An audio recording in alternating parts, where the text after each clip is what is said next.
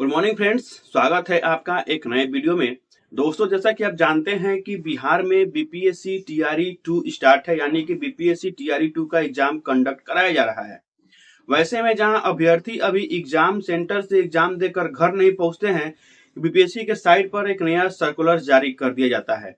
जी हाँ, जैसा कि आप देखते हैं कि अभी आप एग्जाम देकर और अभी घर नहीं पहुंचते हैं कि उसका आंसर शीट भी जारी कर दिया जाता है, ताकि आप घर पे जाकर और उसका आंसर शीट मिला लें कि आपने क्या करके आया है और कितना आपका क्वेश्चन सही है। और वहीं आपको ऑब्जेक्शन रेज करने का ऑप्शन भी दे दिया जाता है कि आपके पास 2-3 दिन समय है, आप ऑब्जेक्शन कर सकते हैं।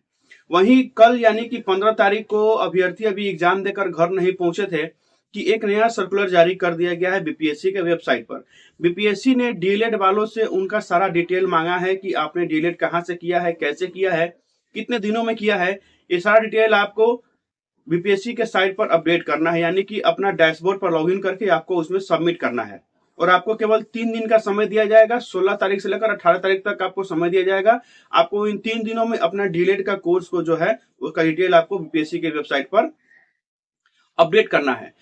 दोस्तों, जैसा कि आप जानते हैं कि बीपीएससी टीआरई 1 में जहां बीएड और डीएलएड वालों के बीच जंग छिड़ा हुआ था, जहां सुप्रीम कोर्ट के आदेशानुसार बीएड वालों को 1 to 5 में से बाहर कर दिया गया।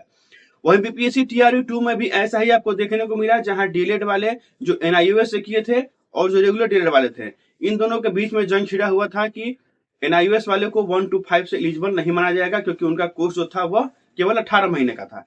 सुप्रीम कोर्ट ने आदेश दिया कि जी हाँ, 1 to 5 में एनआईयूएस डीएलएड जो है वो मान्य नहीं रहेगा, क्योंकि इनका कोर्स जो है वह केवल 18 महीने का था।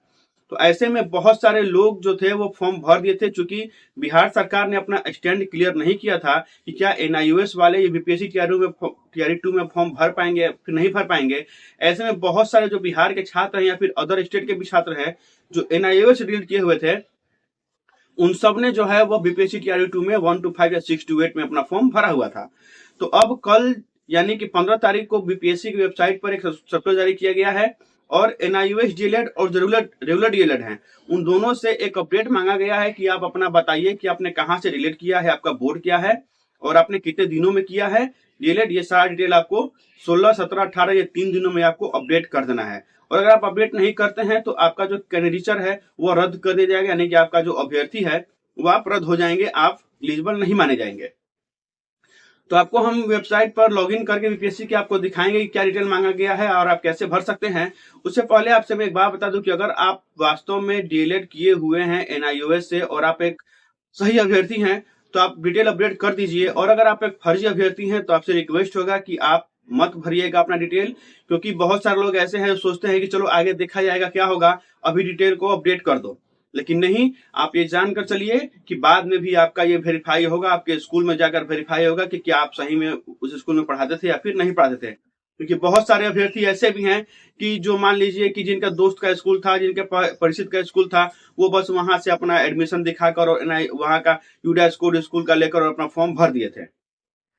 लेकिन इसके इतर भी बहुत सारे डिटेल होते हैं जो विभाग आपसे मांग सकता है, जो आप सोच भी नहीं सकते। और जो आपका स्कूल जहां से आपने यूडैश कोड लिया था वो भी आपका जो है रिकॉर्ड मेंटेन नहीं किया होगा। ऐसे ऐसे डिटेल आपसे विभाग मांग सकता है ज्वाइनिंग के वक्त। तो मैं आपसे ये रिक्वेस्ट करूंगा कि आप अगर फर्जी अभ्यर्थी हैं तो आप मत अपलोड कीजिएगा, मत अपडेट कीजिएगा अपना वेबसाइट पर जो भी एनआईयूएस का डिटेल है, आप यहीं से छोड़ दीजिए। क्योंकि भविष्य में पछताने से अच्छा है कि आप अभी अपना कंडीशन बचाइए और भविष्य में जो भी आपकी परेशानी होगी उससे आप बच जाइए। क्योंकि आप मान लीजिए कि आप फर्जी अभ्यर्थी हैं, अगर आप अपडेट भी कर देते हैं और आपका लिस्ट में नाम आ भी जाता है मेरिट में, और अब बाद में आप छटते हैं तो आप एक उस कैंडिडेट का सीट खा जाएंगे जो कि एक्चुअल में रेगुलर डीलेड होगा या फिर जो सही में डीलेड किया होगा, और उसका भी अगर मेरिट में आपके चलते नाम नहीं आएगा। तो ऐसा मत कीजिए, आप अपने चलते दूसरे का भविष्य बर्बाद मत कीजिए, आप यहीं से साइड हो जाइए। आइए हम चलते हैं अपने बीपीएससी के डैशबोर्ड पर और आपको लॉगिन करके दिखाते हैं कि आप कैसे वहां पर क्या क्या आपको अपडेट देखने को मिलता है और आप कैसे अपना वहां पे अपडेट कर पाएंगे जो भी आपका डिटेल मांगा जा रहा है बीपीएससी के द्वारा। आइए चलते हैं स्क्रीन पर और देखते हैं। और आप ऐसे ही अपना घर पे बैठ के भी अपने मोबाइल से ही अपना डिटेल सारा अपडेट कर सकते हैं। बार बार साइबर कैफे पर जाने की आवश्यकता नहीं है, आप घर बैठे भी बहुत सारे काम आप कर सकते हैं। आइए आपको हम दिखाते हैं मोबाइल पर ही करके कि आप कैसे अपना डीलेड का जो है वह अपना अपडेट कर पाएंगे जो भी आपका डिटेल है। सबसे पहले आपको अपने मोबाइल में गूगल क्रोम या फिर गूगल को ओपन करना है और उसका सर्च बार में आपको टाइप करना है onlinebpsc.bihar.gov.in। इतना इंटर करने के बाद आप जैसे ही सर्च कीजिएगा, आपके सामने आपका यूजर आईडी, पासवर्ड और कैप्चा डालने के लिए ऑप्शन दिखाई देगा। आपको सिंपली अपना मोबाइल में आपको मैसेज गया होगा यूजर आईडी, पासवर्ड, और आप कैप्चा देखकर आप कैप्चा डालकर और सीधे आपको लॉगिन पर क्लिक करना है। जैसे आप लॉगिन पर क्लिक कीजिएगा, आपके सामने आपका डैशबोर्ड ओपन हो जाएगा, जहां आपको बहुत सारे ऑप्शन दिखाई देंगे। दाहिने साइड में देखिएगा आप, सबसे ऊपर आपको ऑब्जेक्शन रेज का दिखाई देगा ऑप्शन, जिसमें आप जो भी आपके क्वेश्चन पर डाउट है आप ऑब्जेक्शन कर सकते हैं। उसके नीचे आपको दिखाई देगा डीएलएड इंटर डिटेल, यानी कि इंटर डीएलएड डिटेल्स पर आपको क्लिक करके अपना डीएलएड का जो भी आपका डिटेल है उसको आपको इंटर कर देना है।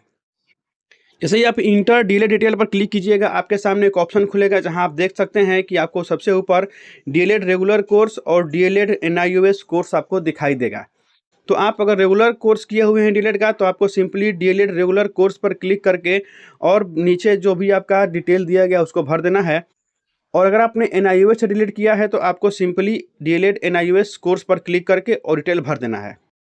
सबसे ऊपर बोर्ड और यूनिवर्सिटी नेम में आपको national institute of open schooling आपको इंटर कर देना है। फिर उसके नीचे आपको inter period of course in month में आपको 18 मंथ्स लिख देना है, क्योंकि आप जानते हैं कि आपका डिलेड कोर्स जो है, जो एनआईओएस से आपने किया हुआ है, वो केवल 18 महीने का था। तो आपको यहाँ पर सिंपली 18 मंथ्स इंटर कर देना है। फिर आप जब नीचे आइएगा, सबसे नीचे आपको दिखाई दे रहा होगा इंटर पासिंग डेट। तो इंटर पासिंग डेट में आपका जो एनआईओएस का सर्टिफिकेट आपको मिला हुआ है, उस पर आपको सबसे नीचे दिखाई देगा कि आपने कब एनआईओएस डीएलएड पास किया है, यानी कब आपका सर्टिफिकेट जो है वह इशू किया गया है। जो आपका सर्टिफिकेट होगा, मार्कशीट नहीं, जो आपका डीएलएड का सर्टिफिकेट होगा, उसमें सबसे नीचे देखिएगा आपका डेट दिया गया होगा। वही डेट आपको सिंपली इसमें डाल देना है कि कब आपने एनआईओएस डीएलएड पास किया हुआ था।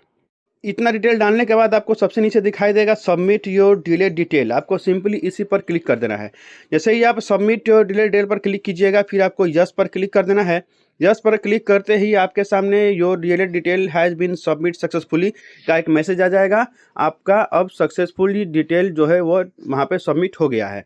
अब आप अपना इंतज़ार कीजिएगा कि अगला जो भी नोटिस है वो क्या दिया जा रहा है बीपीएससी के द्वारा, उसी के अनुसार आपको फिर से अपना अगला काम करना है।